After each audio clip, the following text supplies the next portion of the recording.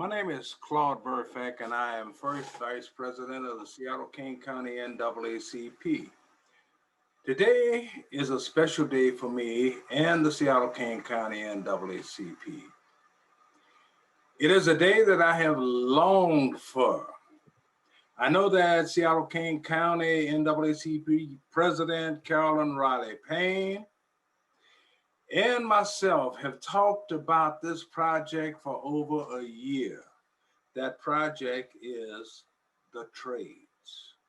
Carolyn Payne. President Payne realized that I have been very passionate about getting our young Black and brown youth involved in the trades, and today is the first of hopefully several webinars that involve various trades that will encourage our young men and women in becoming a part of a livable wage jobs.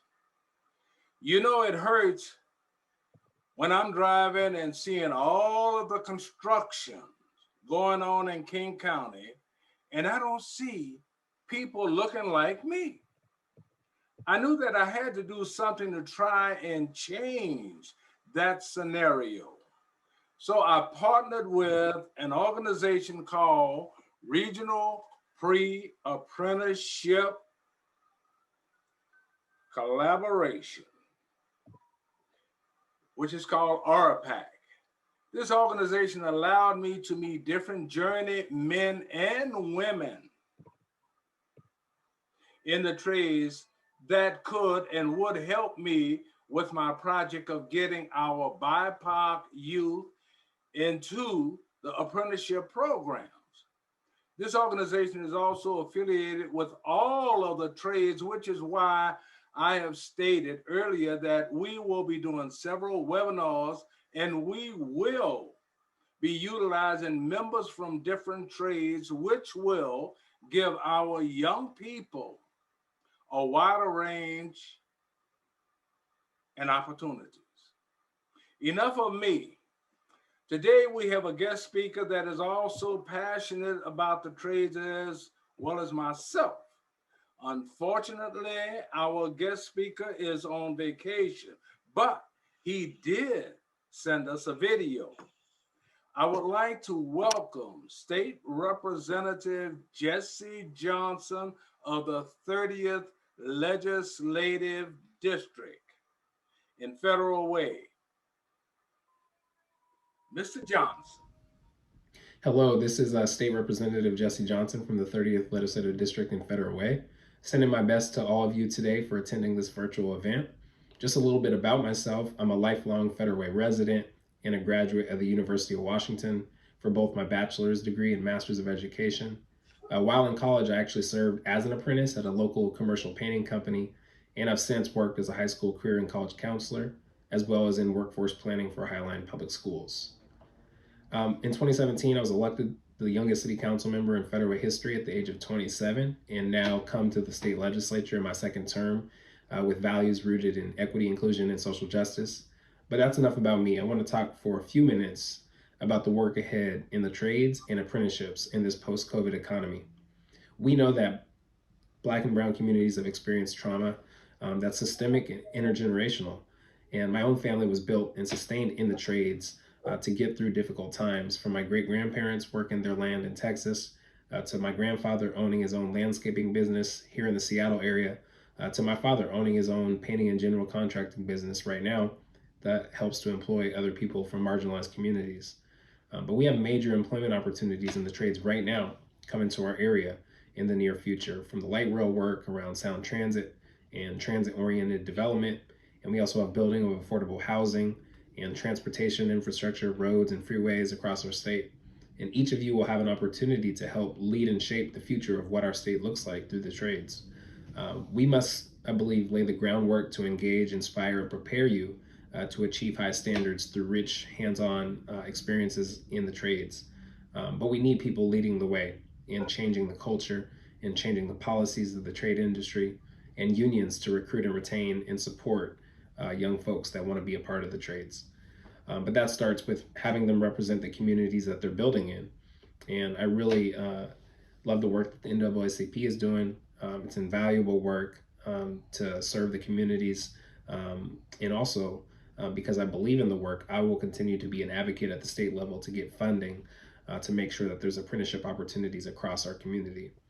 Pre-apprenticeship programs provide you with the industry certifications and skills necessary to succeed in a construction trade career of your choice, from construction itself to electrical to painting, longshoreman work, engineering, and general contracting. With the guidance of industry professionals that will take you onto the jobs to do this hands-on learning and classroom learning experiences as well.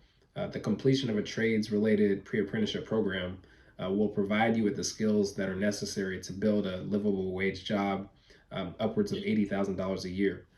And that's how we recover from this pandemic, is getting into skilled workforce trades that are living wage, and also provide you with skills to own and operate your own business.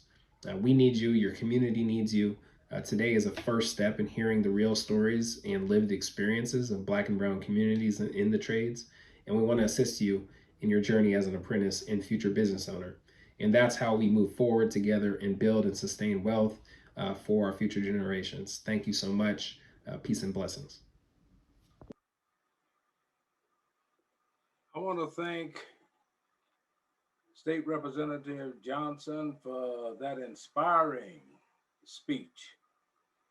And I would hope that it will translate into our young people in getting involved in these trades.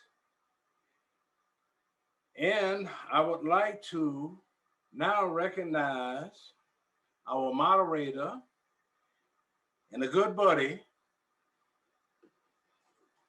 I would like to introduce Gerald Bradford from the Renton Technical Institute as our moderator. So, Brother Gerald, you are on now. Thank you, brother, Mr. Claude. So I guess my question, Ms. Teresa, is, are there any young people here at this point? We do have some attendees, you just can't see them. Okay. Mhm. So what I'm going to do are they going to have an opportunity to be able to share their voice in this space? We're going to go over the norms. We'll introduce our panelists, and then they get to ask the questions. That's All right. how it's going to run. Ideally, the majority of the time will be our panelists answering their questions. All right, sounds great. I'm just looking for folks, that's all. All right. So good morning or good afternoon. My name is Gerald Bradford. I am with the Renton Technical College. I'm the reentry manager. I work with system impacted individuals. But for my other lives, I have been a fierce advocate for apprenticeship opportunities. And today I am in some space with some great advocates for construction. John Collins, Miss Cece Collins, Rick Dimmer, and Denise Johnson. Would like to welcome you all to this space. I have put in the chat group norms, but what I will do is I'll just read them off briefly. Respect differences in lived experience and honor experience of others. Refrain from making assumptions about your peers and their experience. Give each other space to speak. Listen with an open mind. Help each other come back to the topic at hand when needed. Move up and move back, which means answer one question and allow for two other people to speak before you make additional comments. Be committed to accepting constructive criticism and giving constructive criticism. And those are the ground rules for today. And I would like to go ahead and turn it back over to Ms. Teresa. All right, thank you. Ms. Cece Collins, will you start us off with a brief introduction of yourself and your journey to the trades? Hello, everyone. Thanks for inviting me. I'm Cece Collins. So a little bit about me. I was born and raised in the Central area. Got into some trouble, ended up getting a felony, couldn't find a good job. went up to SBI and came across a flyer, and pretty much the flyer said pre-apprenticeship, orientation, forgot what date it was so long ago. So I ended up attending the orientation, and the instructor was Bob Markholt. So I sat through the orientation, and towards the end, one thing he said, you're going to have to pass a drug test. At the time, I was a weed smoker. So it took me 7 years for me to go back to SBI, and then also just watching John Collins' journey. I'm like, okay, I'm ready. So I ended up going through the program at the age of 27, little late, but better late than never. So I went through the program. Gerald Bradford was working there at the time. He was a really awesome mentor. Everything that Bob taught me, I took it in, and I took it with me and ran with it. I ended up joining the laborer's trade. I was really passionate. That was my number one trade. My second choice was to join the carpenters as a pile driver, but I really wanted to get into the laborers. So that program that I went through was actually 6 months, 4 days a week. I had my son at the time, he was three months at the time. So I made sure I made it there on time every day, didn't miss one day. And just like I said, when an opportunity came up, I took it, ran with it, went through PCT, passed. John happened to be up there at the time, and he was there to, help encourage me. So I was able to pass, and I ended up getting on with Gary Molino. So I was with Gary Molino for about 12 years. And one thing about the trades, it's an all-white, male-dominated industry. So you have to prove yourself, and you have to build up the reputation. And I learned that going through SBI from my instructor, Bob Markholt. So I took that, ran with it, and I was with that company for about 12 years. An opportunity came up with as an instructor. So another thing also, being in the trades, being a single parent was really tough. Being able to attend union meetings, and as my son got older, I was able to attend the union meetings. And then, just like I said, the opportunity came up. I'm like, okay, this is my time to give back. So I ended up taking that opportunity, changing lives, and letting the students what I went through, being that voice. Like, hey, if you're dealing with this, this is your next step. So so pretty much, it's life changing, giving back. That's something that I really wanted to do. And I did that for 3 years. And about a month and a half ago, another opportunity came up with my union as an organizer. So I ended up taking that position, and I'm learning. I'm just like an apprentice, but I'm happy, because one thing about being in the trades, there's room for growth. And a lot of people don't know that. A lot of people, they have that mindset set, I'm only going to be a laborer, but there's room for growth, and you're going to have to network. You're going to have to attend your union meetings, but it's life changing.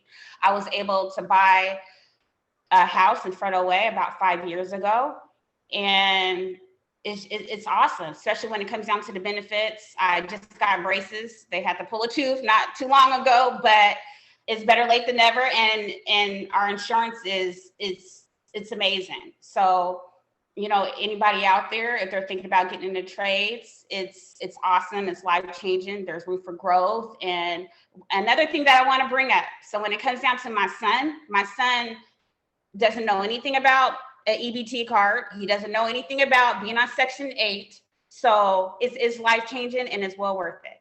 Thank you.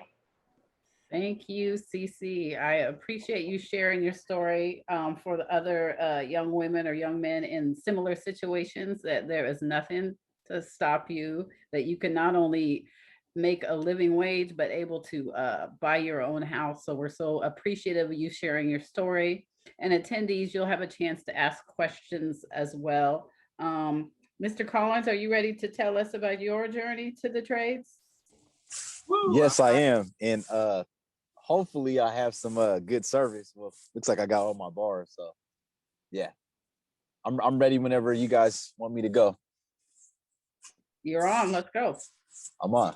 Okay. How much time do I have? We'd like you to spend just a couple minutes to tell your journey to the trades. And then after each panelist just does a couple minutes intro, that's when we'll have our attendees will be asking you questions. We really want them to get their questions answered today. Okay. Yeah. Well, my journey is a pretty long journey, just career wise. But I started in the industry at 18 years old, right out of high school.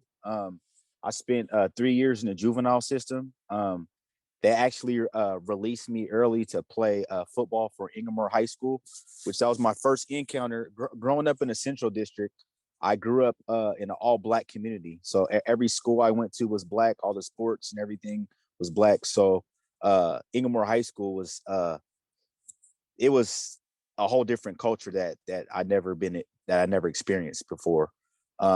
I went to an all-white school. It was maybe about 5% minority, including black and other. And I caught an adult case. And when I went to court, I just remember the judge saying that she looked at me as a career criminal because I was in the system since I was 14 years old. And I had an opportunity to join a pre-apprenticeship. And when I joined the pre-apprenticeship under Bob Markle, he was a no-nonsense, never beat around the bush, straight to the point, honest individual. And he built me up at 18 years old. And during the same time is when I met Gerald Bradford, because I remember Gerald Bradford when I played football for CAY and CD Panthers. And he had the same mentality. He's a no-nonsense coach. He doesn't play, educated, well-respected in the industry. So I went to Bradford and says, hey, I'm in a transition of changing my life, and I would like to coach. So I got an opportunity to coach with Gerald Bradford. We coached together for 10 years and seen lots of kids go into the trades and college, and we even seen some kids even go pro. So one big thing about me is always being involved in the community. So throughout my career, when I did get into my apprenticeship, I got an opportunity to come back and build Garfield High School. And that was my first time ever making six figures in my career. Just I was a young kid, 20, 21 years old. Really didn't have any financial literacy when it comes to buying houses or credit or anything. So, I was a 21-year-old where a lot of my friends were getting out of college at that time, and I had a full career. So just to fast forward, in the union, we're different breeds when it comes to different careers, because you're, especially being a minority, you're designed to be the best. If you're average, you won't make it.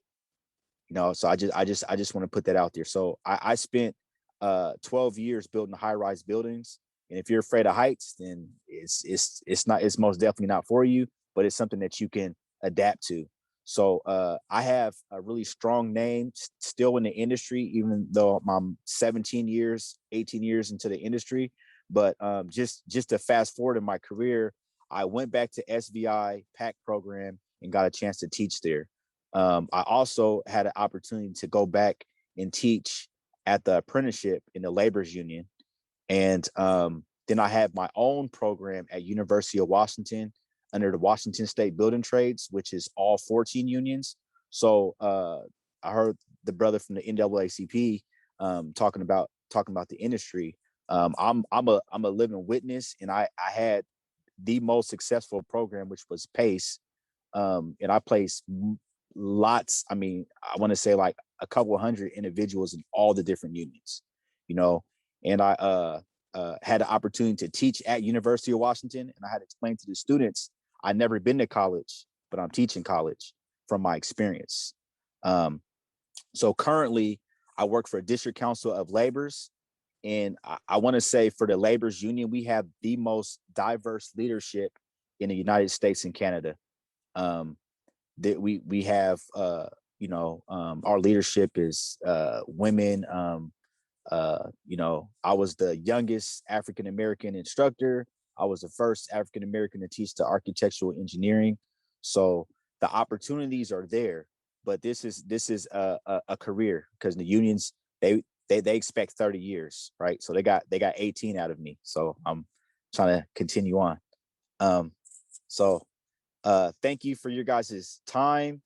I made sure that I was going to do this. I'm right here at Garfield High School.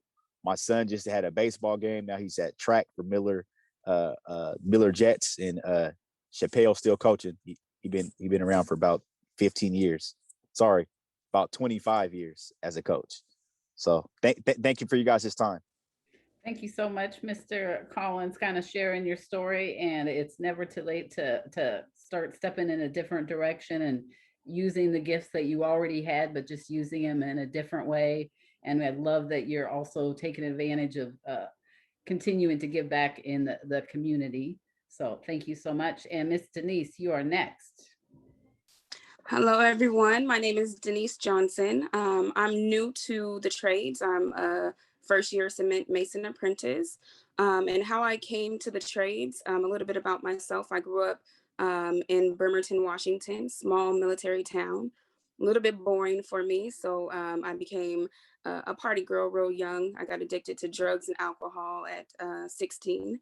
Ended up dropping out of high school and going to Job Corps so I could go to rehab. And that's where I really got structure. I had to realize that I was educated. It's the first time I ever had a educator ever tell me that I was intelligent was at 16. Fast forward, I got my GED and nursing diploma in Job Corps. I tried to get into the trades then, but they wouldn't let me become a carpenter. I was too young. And so went back, got my high school diploma because I was bored. Fast forward, got into workforce development, and I actually found out about ANU in about 2010 when I was working for a nonprofit. And I wanted to do it then, but I was a little bit intimidated by the math and the physical workout. And I was like, I don't know if I could do it. But I stayed close with them. The company I worked for, we actually partnered with ANU. And so as we went along, I was working on my degree. I hold a college degree in hospitality and some short-term certificates. And when the pandemic hit, I was like, I am a homeowner. I can't let my mortgage lapse. I have to find something to do. And ANU still was holding pre-apprenticeship classes. And I said, I'm gonna go try out for Survival Day, see if I can get in and see if I could put it all out there. And I just remember going to Survival Day and I was like, this is the hardest thing I've ever done. But people have told me my whole life that I'm not gonna make it. I'm not gonna be able to do anything above average. And I'm like, I've always passed that. So I remember CC counting down on the timer, like, you have 5 more minutes. And I'm like, I don't care if you told me it's 10 more minutes. My arms are getting cut up. I'm gonna keep pushing forward. And so I got the call that I made it in, and I was so ecstatic. I would get to the pre-apprenticeship class an hour early every day. I was hungry to get into this industry because I'm like, there's nothing more positive for me as a single mom to be able to show my kids you can switch lanes at any point of your life and be able to change the game. There's a lot of people that are in this industry that were given tools and passed down from their grandparents to the parents on how to break into the trades. We were never, as Black and brown people and women especially, we were never shown how to get into the construction trade. And so ANU did that for me. CC did that for me. Even John Collins, when he's talking about being scared of heights, I've already been on the job and I'm terrified of heights. And he was in my head that I had to climb up that rickety ladder in the rain. So sorry, I got off track. But I really appreciate the fact that we have this space to be able to share with the young adults about the trades and how hard work will pay off. It's hard enough for us to want to get into the trades, but I chose cement masons because I really feel like getting into concrete especially was hard for me to choose because laborers was my first choice because I'm not good at math and I didn't think that I would be able to get into a licensed skilled trade.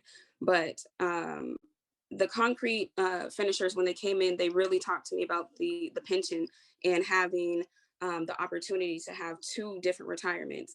Coming from an industry where I already had a career, but the pandemic stopped that, I was just like, I'm hungry for another career. It's very different to go from having a college degree and working on my bachelor's degree in the pandemic, and knowing that I'm taking this 11-week pre-apprenticeship program.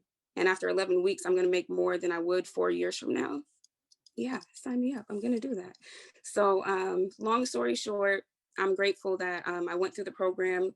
Cece was my boot camp leader. She trained me hard with the rebar. And I was like, I don't understand why we got to lift this heavy rebar. But every day in the field, like I'm grateful that, you know, Cece's like, just be who you are here at school and you're going to do great in the field. And anywhere my foreman sends me to work with a different crew, he always gets good reviews from me. Superintendents are like, is Denise going to be on this job today? Because I don't stop moving. I keep working. And I heard Mr. Collins say, to be Black in the industry, you have to be the best. And so you just have to keep grinding, serve excellence at anything that you do. And Cece mentioned earlier that you have to think outside the box. I have a background in race, equity, and inclusion from Harvard. I'm thinking about how I'm going to implement that into my construction trade. I'm serving on the safety committee already in my trade. I'm only a 60-cent apprentice. And I say only like it's something light, but it's not. I'm working hard to bridge the gaps and break down barriers already in this trade. So this is just the beginning, and I'm excited to hear from the young adults on the questions that they have. So looking forward to it. Thank you for having me. Thank you, Denise, dropping some jewels. Be hungry, servant of excellence. Even if you decide that the trades isn't for you, you can go into the trades to make your money to pursue that other thing that you want to do, but keep serving up that excellence. And I haven't met you yet, so please tell me I don't say your name wrong, but correct me. Mr. Abimbola, would you like to go next, please? Oh, sure. Thank you. Can you guys hear me? We can. All right. Yeah, my name is Abin Bolanellums. What's going on, Gerald? He's a bulldog. I haven't seen him in a long time. Went to Garfield. I'm a longshoreman. I've been a longshoreman since '95. To be a longshoreman, and if you don't know what a longshoreman is, it's the people that work at the docks that do everything to get the material on the ships and off of the ships. And Seattle, Washington is a very, very unique place because we have a deep water ports. So very big ships can come here. And so it's very unique. But I've been in longshore, like I said, since '95. To be a longshoreman, now it used to be you could just register at the unemployment office and get like a uh, a small like ID card and then start working. That's how I started to work. But now it's through a lottery system. But once you are in through this lottery system, um, you can you can go to different stages. And you start as a casual. Then once you get a certain amount of hours and you become a B-man. Once you're a B-man, you're fully registered. So now you're making a six figures. That's usually B-man makes six figures. And then once you do 5 years as a B-man, you become an A-man. And these are lifetime positions. So when I retire or actually when I die, my son gets to have my job. So it creates generational wealth. Um, uh, it's a shame because at my union, there's only about just on one hand crane operators. I'm just one of them in the whole Pacific. I mean, in the Seattle area, there's only like 5 black guys that are crane operators. And I'm also the African American Longshore Coalition chairman. So I deal with a lot of grievances, through our union, and I'm really trying to get more people of color, well, specifically African Americans, into our union because it's just a really, really nice job to have. And just like the sister was saying, Denise, when it gets to having like a pension or 401k, these are what new jobs do not have. Only these trade jobs are giving you these pensions, and they're very, very important. You know, um, that's pretty much all I got to say. If anybody got any questions, let me know. We've got one more panelist to share, but thank you. I love that, creating generational wealth, not just only for your family, but for our community, and trying to encourage other folks of color to go into your trade. I appreciate your story. And Mr. Rick Dimmer, you will be next. Good afternoon, everybody, and thank you guys for having me. I appreciate your invite. Thank you, Gerald. Shout out to Gerald for all the work that he does in the Black community. And I like to be just very specific to Black because everyone else seems to get in. Even when you say brown, I mean, I'm a carpenter by trade, union carpenter by trade. Latinos, they get work. So they've actually taken over the carpenter's trade. So I like to make sure that the folks who don't get in. We work with everybody. So I'll start with my story. I come from Eastern Washington, and I start there because there's a lot of Gerald Bradfords in my community. A lot of older guys that looked out for the young guys in Eastern Washington and planted a seed, which is growing now. And so I believe that that's a lot of where my giving back comes from is cats like Gerald Bradford, who pour into young men, when our fathers weren't around. And that was my story. So fast forward, coming out of high school, graduated from Garfield High School. So shout out to all the Bulldogs in the house. Yes, sir. I didn't know what to do. I really didn't know what to do. My father wasn't in my life, never has been. And my stepfather had passed away of cancer. So I was just at a loss at that point and didn't have any male influence or anybody saying, this is the direction you should go. And I remember my mother telling me, son, go down there and get you a union job. Go downtown and get your union job. She didn't know where to send me, who to, give me, any contact information from. She just knew that the union was the way to go. Any union. She just go downtown and get your union job. And I ended, the streets gave me direction. The streets said, hey, we'll take you over here. And so that's where I went. And with my mom needing me to help make an income, I worked and hustled in high school, and it ended up landing me in federal prison for some time. And I love to tell that story because for a lot of the young guys and women, they don't understand the other side of trouble. So I hope I could take time to share that story. Y'all don't understand the other side of trouble. And that's what I had to learn for myself. It's nothing that you see or think about. It's a lot worse.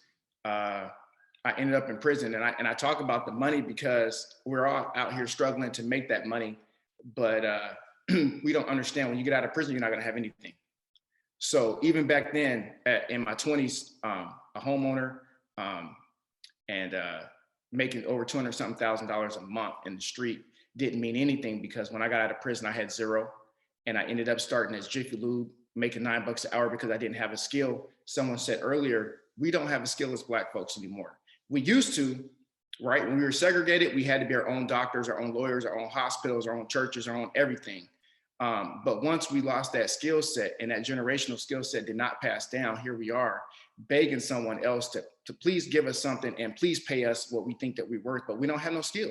So I love to work with young folks to help bring that skill back to the table. Then you can demand that 6 figures like John makes, the brother makes at the Longshoreman, CC makes. We're all making 6 figures because we have a skill set on the table.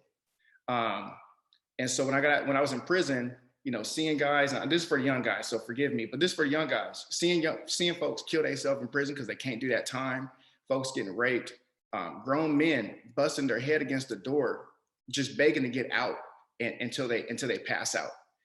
That's getting stabbed every day, seeing the ambulance come and drag people out of those underground prisons every day. That's the reality of prison. That's the reality of the trouble on the other side of that. Folks tell you, let's go do this thing, but they don't tell you, if you get caught, this is what it's going to be like. So sorry about that. And so when I was working in mentoring, I had a lot of older guys mentor me. It caught up with Gerald Bradford's in prison, just mentoring me and helping me through prison, the different institutions that I was at. Seeing cats that are 18 never get life sentences. People who are 50, 60 years old get life sentences. And I made a promise to them that I would help create something, because they all said I would have did something different if somebody would have gave it to me. That was my story. So I said, when I get out, I'll figure out what that looks like. And so I'm just keeping my prison promise all these years. And I reached back into prisons, got into the trades after 2 years working at Jiffy Lube, a union carpenter. And I tried to get in on my own, like some other folks have, and I couldn't get in. It took a contractor to pull me in. And I started with 3 other guys. We all got in at the same time. And they all quit that first week. I was the only one that stayed. And that was back in 2011, I believe. And from the trades, I ended up getting an opportunity to manage construction for the city of Seattle. So that's my day job, managing construction for the city of Seattle. Community workforce agreements, where we're prioritizing women and people of color and local workforce. And then also, I started my nonprofit when I got into the trades, and I went to the union and I said to the carpenters first, and I said, there's people that look like me that have a background like me. And they didn't even know my background because the trades don't ask. So for y'all out there, the trades don't ask your background because it's not on your application. They don't care. The building just wants to get built. They need somebody who's going to show up. So just remember that for you young folks. And I told them that, and they said, Rick, if you vet folks, we'll take them. And so we started that day, and we actually wrote a contract. I believe the carpenters, I don't know anybody else who's ever done that, but the carpenters wrote a contract with me. They got it passed through their union and through their executive board. We signed it on the floor during a union meeting that they will hire Black folks with a record. And that was back in 2016. Then I went to the cement masons, and Eric Kofelt and that great group over there signed the same document for me. And I went to the biggest trades. I just wanted the biggest scopes of work that Black folks could have. And I've been working with the trades ever since. I'm working currently with the ironworkers to work with folks coming out of the juvenile system or exiting foster care right now, 18 to 26. And WASDA is heading that up with all kinds of resources, from housing to daycare assistance and everything like that. So that's the nonprofit side of me, R3 Community Services. So, and then I'm also the workforce diversity manager. I started a consulting firm. Working with the city, we're chasing contractors to do the right thing. But there was a contractor that came to me by the name of Lydig that said, Rick, work with us and help us be a diverse company. Bet, I don't have to chase the prime no more. Now the prime is saying, Rick, come in and take care of our workforce. Make sure that Black and brown folks and local workers are getting work, and we'll let you do that. So I'm doing that on the Rainier Beach project. So for everybody that's interested in construction and from the neighborhood, build the beach for us by us.com, build the beach for us by us.com. It's over a $200 million project. We're going to totally rebuild Rainier Beach for all my Rainier Beach folks and Rainier Valley folks. Definitely be working with the NAACP and Drill and you, Ms. Sharisa. So thank you for this platform. But we're going to really do some good work here to make this thing happen. Happy to get with the brother from the Longshoremen as well. So let me see, is that all my hats? City, R3. Yeah, so just thank you guys for letting me share my story. I appreciate it. Thank you so much, Mr. Dimmer, for sharing not only your journey, but all of the supports available to folks who look like us that want to get involved in the trades. So now is the meat of the program, the most important part, where you get to ask any questions that you want. And Mr. Bradford and I will kind of take turns asking the questions from the chat. And our first one is, what could the NAACP do to help amplify this issue, to help influence union leadership to do more to support our people of color entering the trades? I think that question is probably for some of our NAACP folks, or if our panelists have suggestions.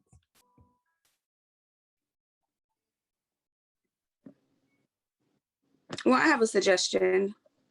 With the topic at hand is, I think that one of the things that I see missing in the unions right now is there's no youth events going on, period, to get the youth involved.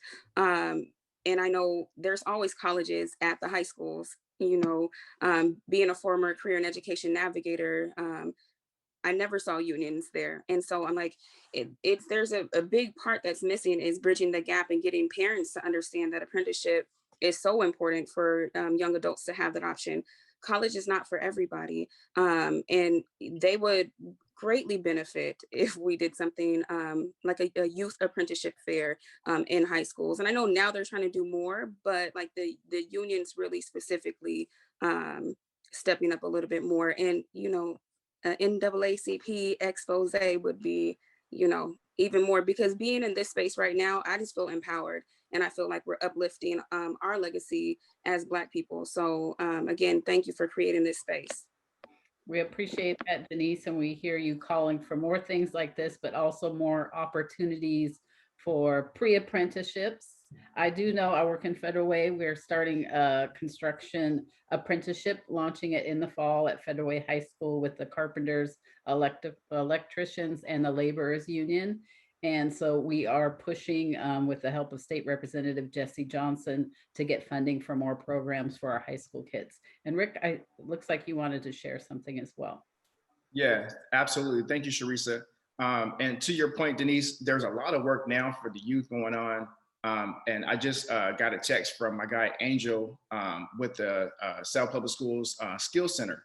So just for the folks on the line, the city of Seattle and Seattle Public Schools partnered to create $1 billion, with a B, $1 billion levy to build a bunch of Seattle public high schools. So those are all going to be construction projects that folks can be a part of, and they are targeting students in Seattle Public Schools, have exited Seattle Public Schools already, and their families. So if you're connected in any way to a student in Seattle Public School, you're going to get priority on these projects, as well as community and folks living in these economically distressed zip codes, and there's like 32 of them. Seattle Public Schools, my guy Angel's on. I'm not sure if he'll be able to speak, but he can type it in the chat. Angel, please share some information. There are a lot of CTE programs. Seattle Public Schools is they're putting together their own pre-apprenticeship program right now, so that there is a direct entry pathway to sending people to the trades. So that's actually going on right now, and Angel can put some information in the chat. For anybody who's interested, Build the Beach, forusbyus.com. There's going to be monthly meetings starting in May, starting this month. I believe it's 16, 13, something like that. So just go to that website. And every month we're going to have the trades folks on there, as well as contractors. We're going to be offering opportunity for folks to get work. Appreciate that, Rick. And as you're talking, some of the questions that are coming through is they want to know what it's really like, maybe share an experience, a difficult day, challenge, scenario that happened in the trades, and how you maybe would have handled it in your head, but how you chose to handle it at work so that you can maintain your employment, but still not let yourself be disrespected. So can whoever has a story that would like to kind of share about an experience where something like that happened to them at work, and rather than telling the person what they probably really needed to hear or deserved to hear, how did you stand up for yourself but also maintain your employment and dignity? Who would like to go? Mr. Collins. I would love to take that one. I put a story that I shared on my Facebook, on John Collins III on my Facebook, how there were a lot of guys that yelled and mistreated me as an apprentice, and I journeyed out in 2 years, and then I became their boss, and I had to explain to individuals that you're only apprentice for 4,000 or 6,000 hours out of your career, then you become a journeyman, and you can kind of work your way up. You know, the harder you work, the more money you make, the harder you work, the faster you move to different positions. And I had to explain to those, well, I was actually speaking to some students at Garfield High School, and I was explaining to them that because I was in the position wasn't going to be the reason why I was going to treat them the same way they treated me, with the disrespect and the yelling and the screaming, and it made me feel really little, because I feel like I couldn't do anything right. But I treated those guys with the same respect that they should have treated me with. And then when I became an instructor and when I worked out in the field, I made sure that apprentices weren't mistreated like that, because that's the future of the industry. And now a lot of those apprentices that I taught, now each one of those guys and girls, a few of them moved up, and they're a foreman now, and then they're going to take that same thing. And I tell them all the time too, hey, one day I might work for you, so I'm going to treat you with the most upright respect. You know, so that was there's a lot of different stories that I could break down, but Yeah, there's the industry is not, it's not like a blue collar industry. There is a lot of yelling and screaming, and a lot of times it's just because the job site's loud, but you have to have tough skin to make it in this industry. And what I mean by tough skin is being able to tolerate things. And if things does cross the line, there's ways that you can handle it.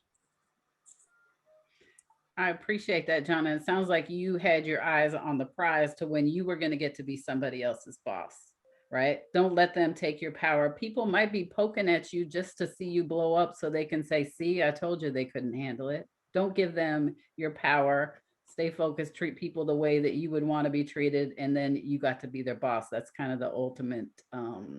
Thank you very much. If I may say, I'll just say it that way. Can I share something on that though? Please. And I wrote a note because I know John. And I think part of what is so important is to be able to have professional mentors, people that you can go to when you have these workplace issues to kind of bounce off strategies and how to deal with this stuff. Rick, John, Cece, Bola, Miss Johnson, they're all in positions that they've all talked about the monies that they're making. And at the end of the day, there are going to be people that are going to try to test you to see you come out of your character. And if you come out of your character, you lose the opportunity to be able to bring home the bacon for the most part. And so it's important to be able to have a sounding board outside of work in order to be able to do strategy about how do you deal with workplace issues. And so if you do not have, and I think I was just in some space with some elders, and the challenge is the generational divide that we have from our young people to our, people my age who have kids that I'm probably talking to that are in this space the same age with their grandparents.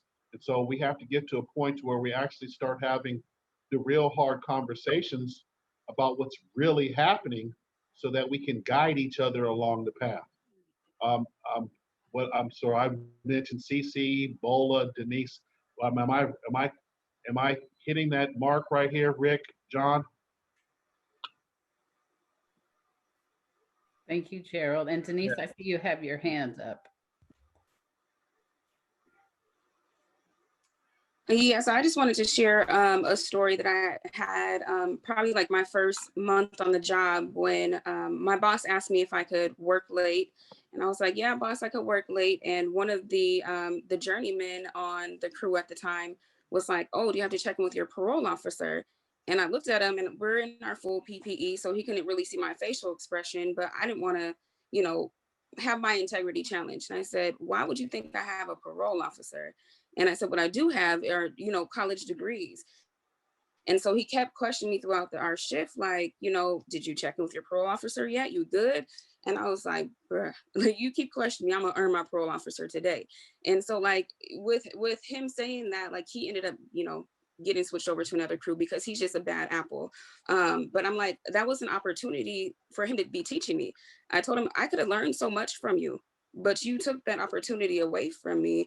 And it actually opened a door for me because my foreman didn't know I had college degrees. And so he asked me more about it. And once he asked me more about it, he got to know a little bit more of my story. And that's how I got on the safety committee, because he's like, oh, you like to do things like this? I love that type of stuff. So it actually opened up a door for me to get a better experience because I stayed in my integrity.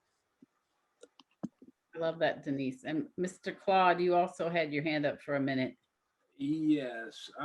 What I wanted to say is that I know you have to have tough skin to be a part or affiliated with the trades because of what all these guys are saying. And I like what Dima and I like what Abimbola was saying about the money. They don't want us in there. And we definitely have to have tough skin in order to, first and foremost, get our journeyman or I say journey person, not journeyman or journeywoman, journey person.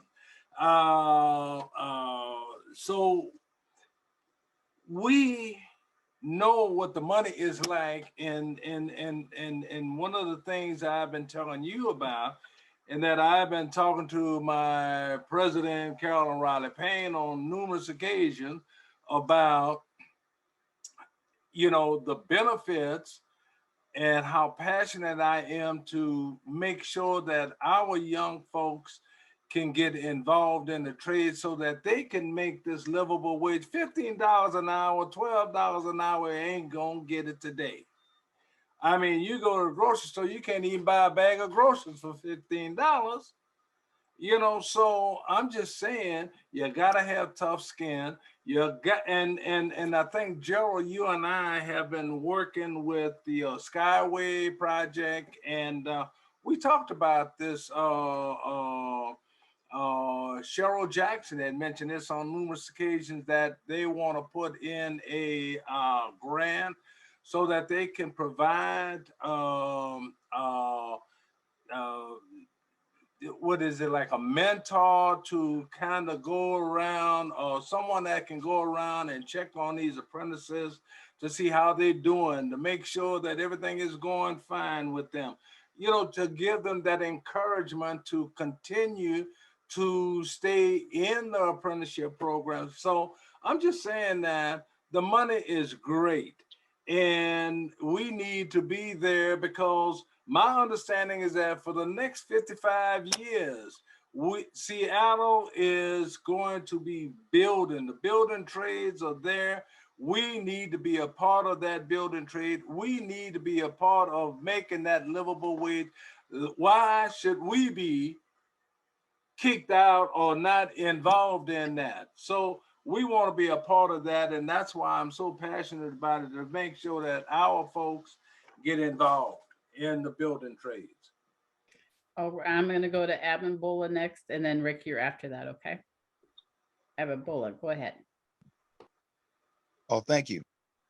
Yeah, I just wanted to add on to what Claude was saying, is that the union and trade jobs, they are high paying. My son was he was like the top salesman, lady salesman at Nordstrom's, selling shoes, and he's doing pretty good. Then I told him to get a trade, because I gave him my longshore card, but it was taking a while, and so he did the plumbers.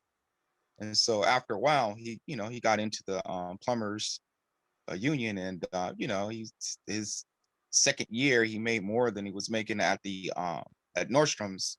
And then right now is his birthday. He's in Dubai, and I think he clocked almost 300,000 last year. So these trade jobs are not only beneficial to like generational wealth, but you'll learn a skill that you'll have for your lifetime. And speaking back on to I think what Denise was saying, um when it comes to like having a program or somebody in the chat room said, when it comes to having a program that what the NAACP can do, because I'm the NAACP labor chair, is that the NAACP could like have some type of diversity and inclusion program that that they can endorse, and that if other unions endorse that type of program would include Black people, or people of color, and I think that they would, trade groups would do that. It's just that in the trade union, there's a collective bargaining agreements that are very complex, and that's how they get to like dodge some of the requirements that they should have. Like in my union, our collective bargaining agreement is very complex, and when it comes to like actually like having thick skins, most unions do have a grievance procedure. I just want to reiterate, most unions do have a grievance procedure, to whereas if something is going bad or somebody is treating you bad, you can file a grievance on that person, and there should be some type of union rep to walk you through the process, so you're just not out there alone by yourself. And that was one of my things, is that I got pretty good in the grievance process, and You know, not only did I do grievances in my union, but I helped people out in grievances in the Metro, police union, you know, teachers, I mean, everybody, pretty much all the unions, because usually people that look like us are getting the brunt of any type of most of the problems. And so we do have to have thick skin, but we're making it. And, you know, as you can see on this panel, we've all made it, and we can show you how to make it too. That's all. No, I love that. So what I heard folks saying is that there's some mentors and folks in the community that can help you through these difficult situations, but there's also a formal grievance procedure, and that there's folks that can help you with that as well. And Rick, I think you had something to say, then I'll go to UCC. Yeah, thank you. We speak about the money because we know where we are as Black folks, and how to build and what it takes to build a family. And like the brother Claude said, you're not building no family off $15 an hour. That's just not realistic, especially in Seattle, or even Federal Way now these days, right? And so just keep in mind, for me, I just had to remember, I didn't have another. Going back to selling drugs was not an option. Going back to prison was not an option. Getting caught back up in the streets to die was not an option. So it didn't matter what someone said to me, how they treated me. I know they didn't want me there. They made it clear that they didn't want me there. But I have a family to feed. I have kids. And for me personally, I just knew that going back to prison was just not, it just wasn't possible for me. And so you guys have to remember that, you know, life is hard. The streets is hard. Whatever you're doing out here, that's hard. To me, the trades was easy. In retrospect to what I used to deal with in prison and in the street, the trades was easy. You just take your butt to work, you work hard, you get paid. Honest days paid for honest days work. And so we got to get, you know, just keep that in mind. In the grievance process, I've seen it. It's up and down. I mean, at the end of the day, leadership is white, right? I'm at the city, I'm on the city level, I'm on a government level, and I have conversations with other public agencies. I mean, things happen out there in that job. So to your point, it's imperative to have someone that you can speak to about what's your next step, or just a mentor to keep you involved. And just remember, y'all, I mean, what they're making, we're just talking about the wages. We're not even talking about the pension, right? And for a lot of you young folks, y'all might not understand what a pension is, but it pays you for a lifetime, and then it passes on to your children. That's what folks don't want to keep seeing happen, because now we're talking about generational. That's that generational wealth we're talking about. Think about this. What we make, I make, and all these folks in the panel make that have pensions, it gets passed down. And then you get to talking like me and Gerald, where we have more than one pension. Or excuse me and I know my brother John Collins, we preach about all the time, having multiple pensions passed down to our families. And then you have annuities, which is a whole nother set of pot of money. I know for one of the trades, it's $500,000 if you get into it when you're in your 20s, on top of all the other money you make. So this is that thing where they don't want to see us win. And that's not all white folks, because I deal with a lot of good white folks, and I wouldn't be able to work with the trades to help get Black folks into the trades if there wasn't good white folks there. We're just talking about those bad folks that are out there that don't want to see us on those jobs. So y'all just stay diligent. Reach out to the folks on the panel. If you guys, we've all been through the trades. We've been in these things for over 10 years. I think every one of us. So, and my door is always open. You guys can hit us up. I know John's the same way. And I know Gerald is too. I've been back and forth in prisons with Gerald, speaking to folks about opportunities. So y'all just reach out. Don't be afraid to reach out. Y'all got a community here to help you out. Thank you, Rick, for sharing that. And Cece's going to go next. But if you are an attendee today, or if you're watching this later on a recording, get out your pen. This is mommy and teacher Sharissa talking here. See all these people's names on here? Write them down. When they say they're here for you, contact them. Google them, whatever kids do nowadays. Look it up, because they are here to advocate for you. Cece, your turn. Yes, I just want to tell you guys about one of my experience that I dealt with as an apprentice. My foreman tried to run me off the job, and my nerves was bad every morning. I didn't want to go to work, but I told myself I've been through worse. I never made this amount. And back then, at 60% for an apprentice, was $16 an hour. And that was a lot back then. That was what, 15 years ago. So I told myself, I'm going to continue to keep asking questions. How can I help? And another thing I want to go back on when Denise said I'm hungry, and I was hungry. So I'm like, I'm not going anywhere. I'm going to continue to keep showing up. I'm going to do my best. I'm going to ask questions. And then another thing, what I used to do on my way home, even though I had a good day or a bad day, how can I do better? How can I be 10 steps ahead? So that's one thing, being out in the field, you have to do that. You have to think ahead though. And down the line, me and that foreman ended up becoming best friends. So don't let anybody run you off. And mentorship, that's everything. Having a mentor, especially one of us who's been out there getting advice, and Gerald and Denise, John, Rick, we're good people to turn to and to get advice from. Thank you.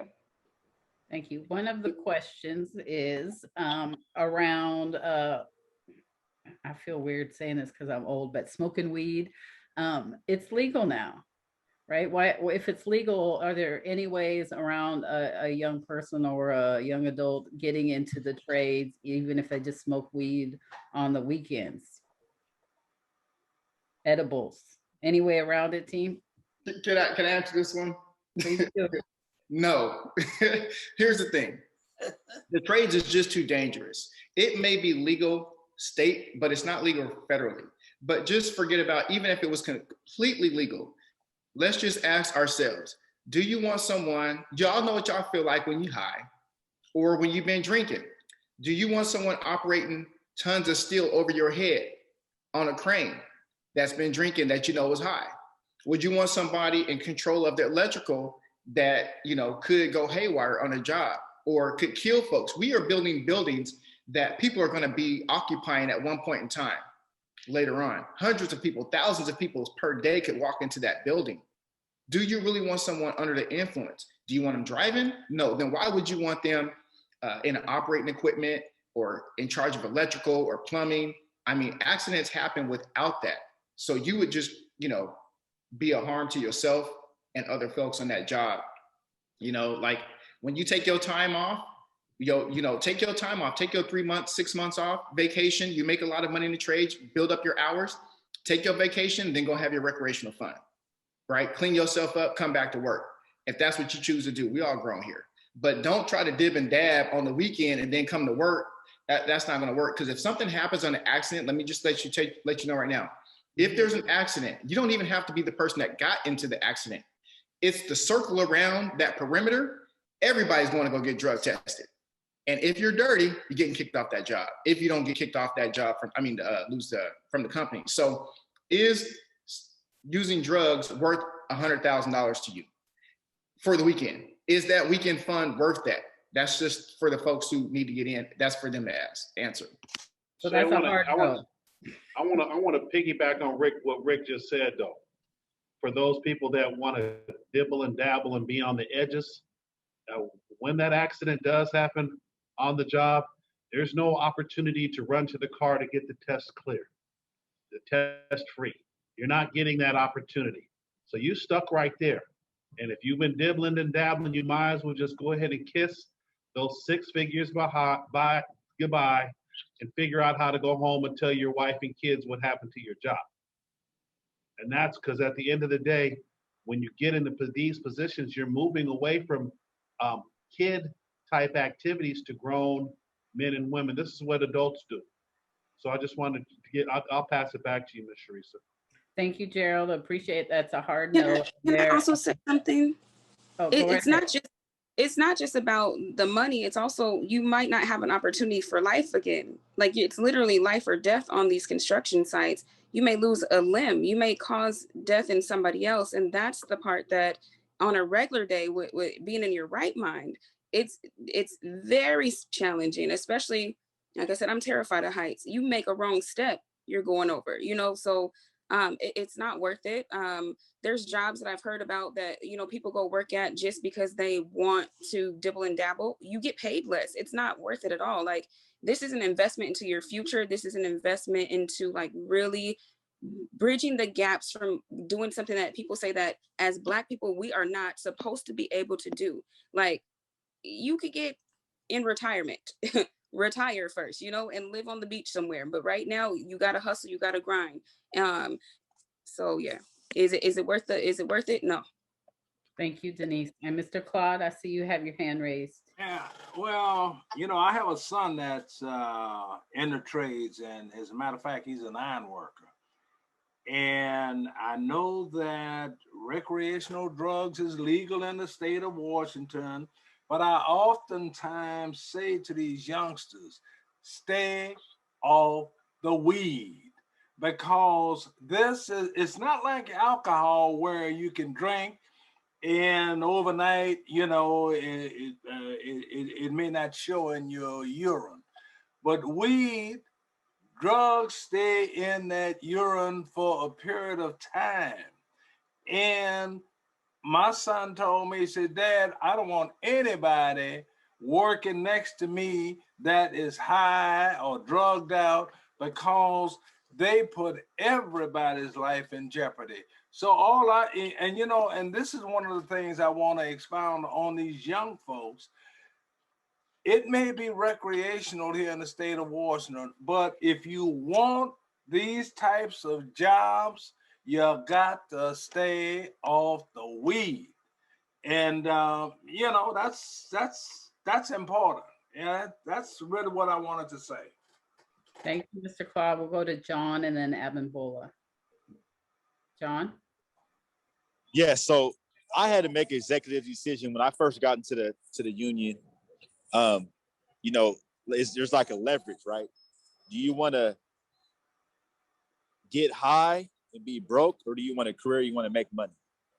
And I never looked back from that, so it was never even an option to go on the weekend and to go get high and to risk my job, because that comes from more of a manipulative mentality, that you can kind of work the system, because these are careers, because the apprenticeship invests $30,000 to $40,000 into their apprentices, and it takes maybe 10 to 15 years for them to get a return on their investment.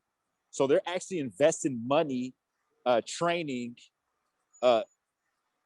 into the youth that's coming into the industry, and they want young folks, and they want folks out of high school, because there's community workforce agreements. So we were talking, Rick Dimmer was talking about Rainier Beach.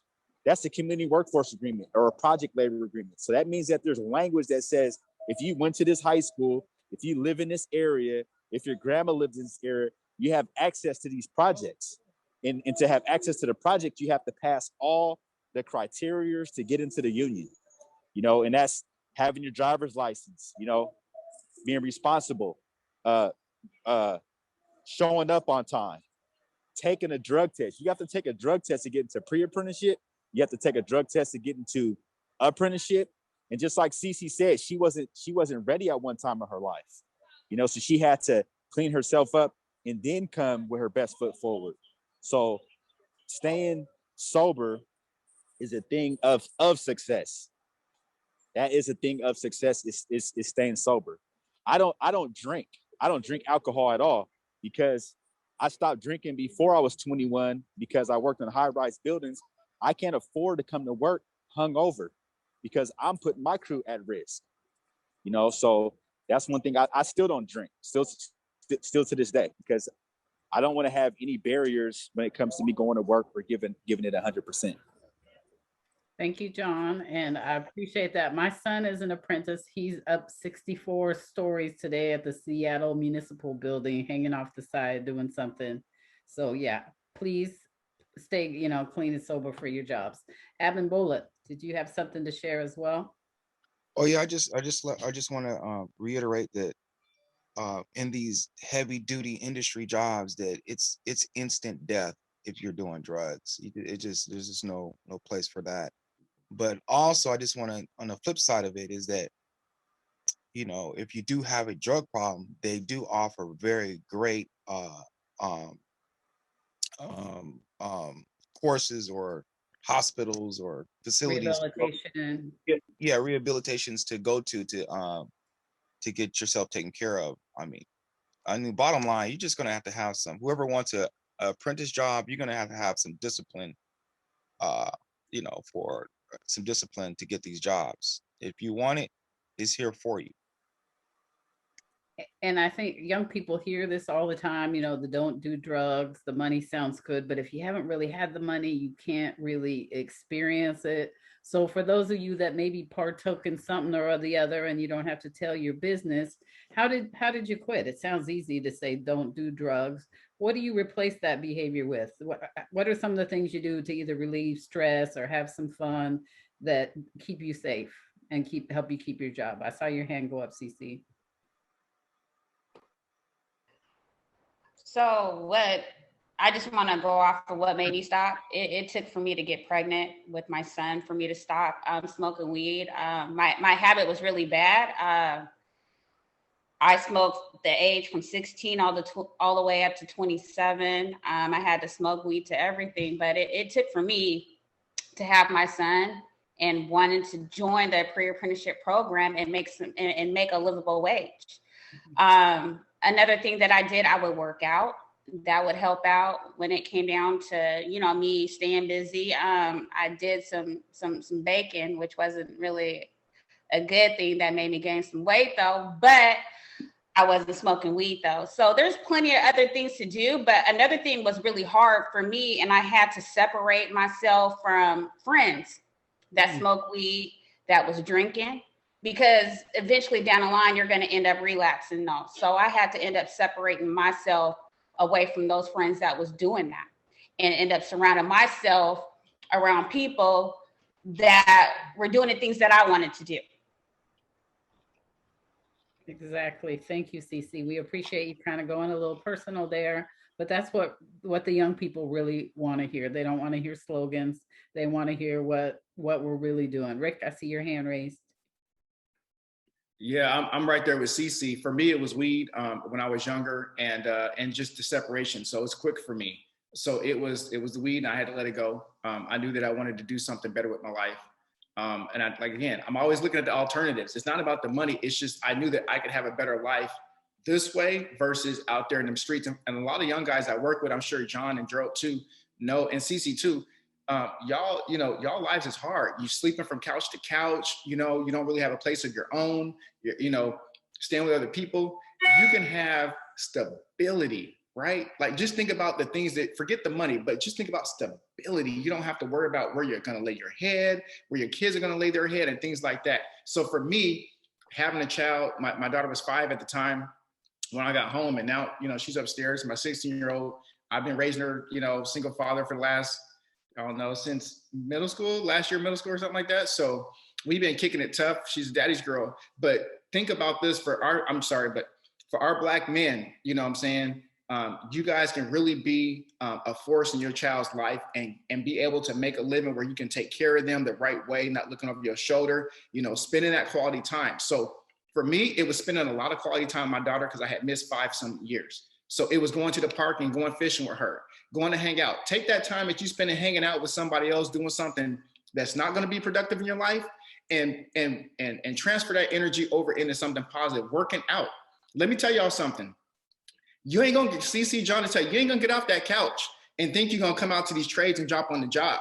That's not going to happen. You're going to have to start working out right now. That 85-pound rebar at the ironworkers is no joke. That 100-pound sheetrock for the carpenters is no joke. That big wheel that you have to push for electrical apprentices is no joke. So if y'all want something to do, go hop in the gym, go to the park, start getting yourself in shape, because they want you to go hard for 8 hours, 10 hours, 12 hours a day. All right. Thank you, Rick. And I see that John has his hand raised, but we have about 15 minutes. So if you have a question that has not been answered, please put it in the chat.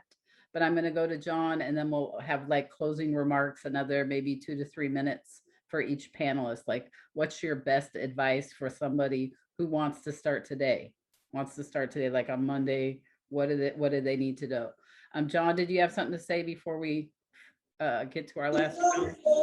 No, I was my hand's supposed to go down, but yeah. Okay. Sorry, you take that off of there.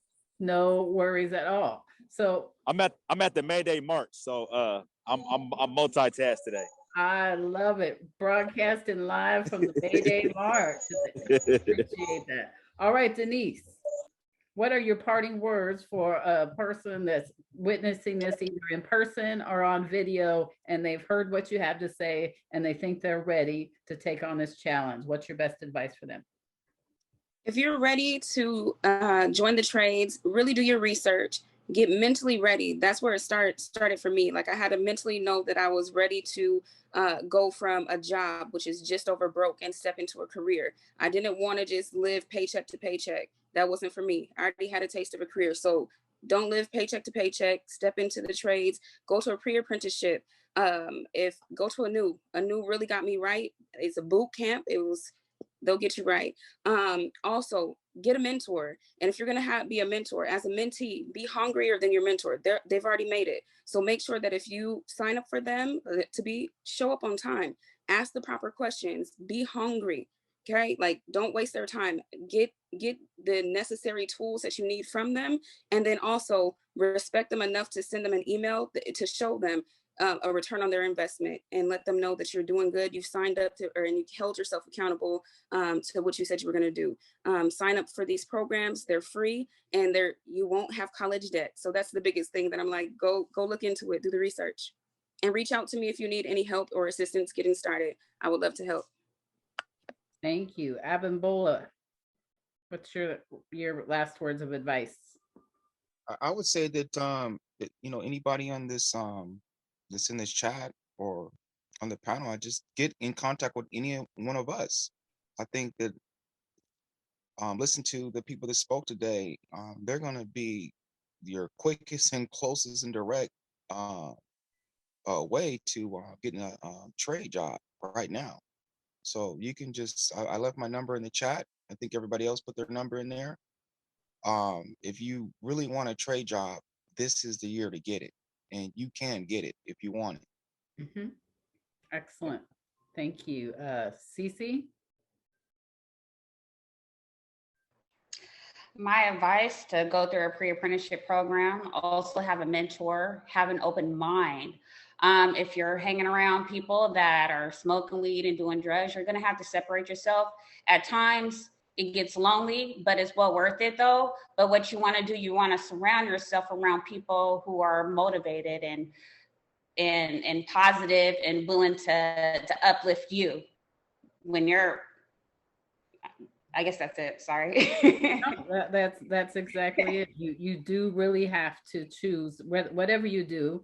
You hang out with people that are doing the things that you want to be doing, that are going in the direction you want to go, or even doing more than you are, right? Yeah. To get to where you want to be. If you're hanging out with people who are doing worse than you, they're going to drag you down. So I think that's excellent advice for anything. So thank you, Cece. All right, thank you. What are your last words of advice? And we can still take some questions in the chat. But John, what are your words of advice? I've had John come to Federal Way Public Schools and talk to our kids that were interested in apprenticeships, and just seeing you there, somebody who looked like them doing the stuff, was really powerful. So I'm looking forward to hearing your message. My best advice for the youth that are interested in getting into the trades is do your research. I mean, I grew up in a whole different arena. You know, you can Google a lot of information when it comes to the trades and what they do, and then you want to be able to identify what trade will fit you best and what you see yourself doing for 30 years. That's it. That's an important thing, because some folks thinks that all the trades do the same thing, and it's not. You're designated to specific scopes of work. So you need to decide what you want to do and what is going to fit you best. And pre-apprenticeship is a really good option to get some certifications and different things underneath your belt, and then to step into the trades, because the pre-apprenticeship is going to show you what different trades that are available and what is out there. So and then the next thing is a sacrifice. You know, I can tell you guys until I'm blue in the face. It's 11 weeks unpaid for pre-apprenticeship, right? But there's individuals that go to college for 4 years. unpaid. So be willing to make a sacrifice. 11 weeks is well worth getting to getting into a career that's starting out at 25, $27 an hour. Then you get a raise within 6 months. So make sure you do your research, because there's a lot of stuff that's on Google. If you guys follow me on Facebook, John Collins III, I have some different testimonies and different things, that kind of helps with the trades too. I'm not on Instagram. I'm kind of I guess all the old people's on Facebook. So appreciate it. Thank you. Thank you so much, John. And I appreciate that point. Sometimes people of color, we have a hard time getting a raise, or we're having to justify it, or just waiting for somebody to offer it to you. In the trades, it's by your hours, right? By your hours, you get a raise. So it's one of the places, even though the field isn't always equal, if you can get to those hours, you can get to that next level of pay. Gerald, did you have some parting words to say for advice? He might be, are you there, Gerald? You're muted.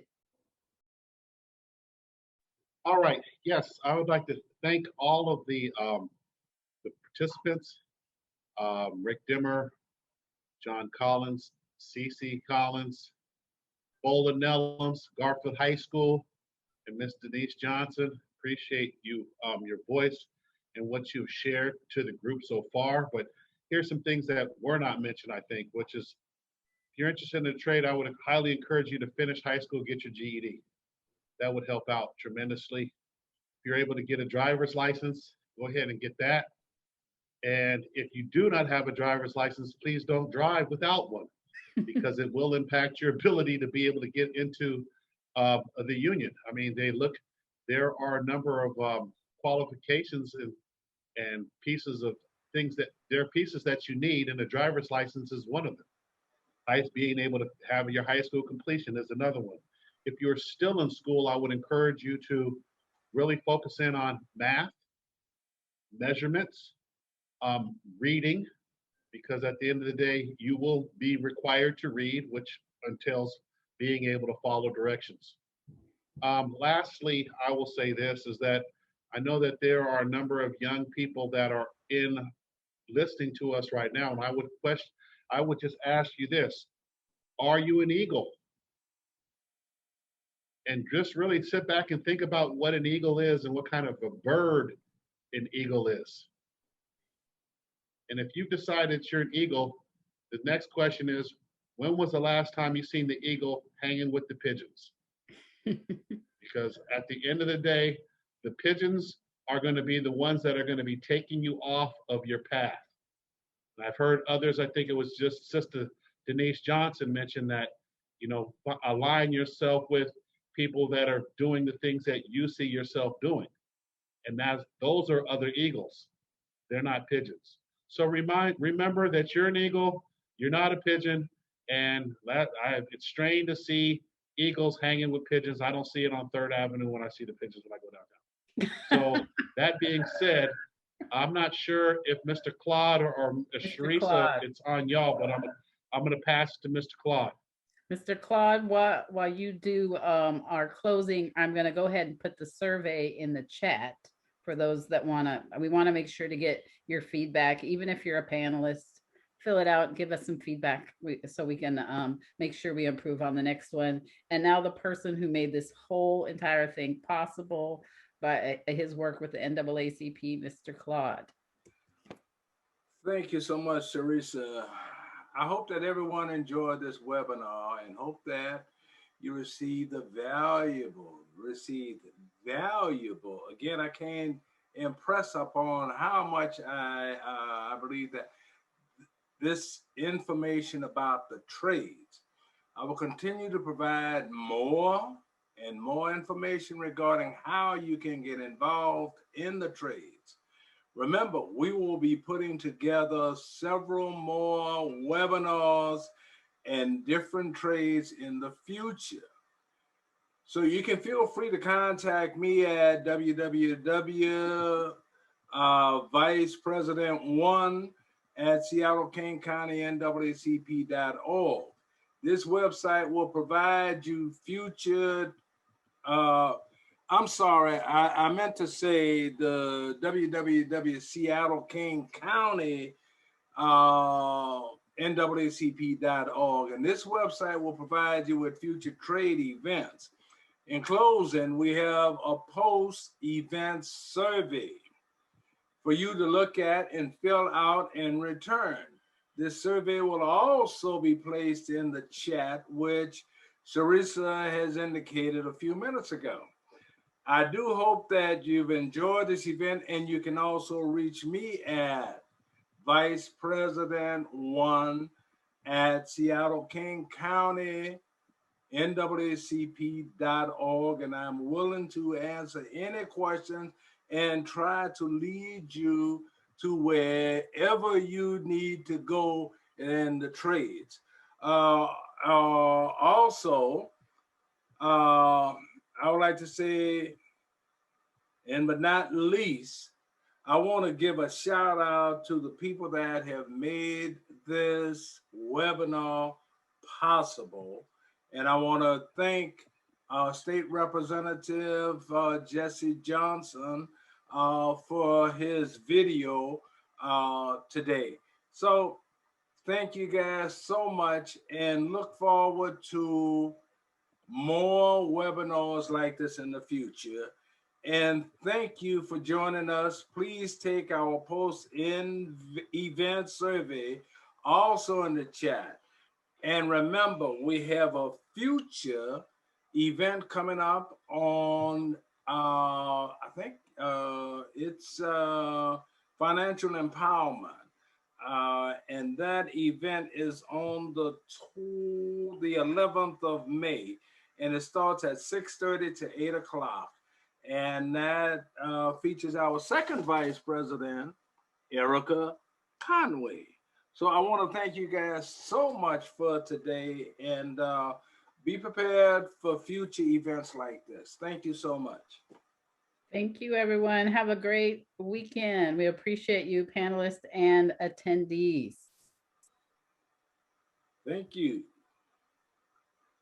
Thank you for having me. Wonderful stuff.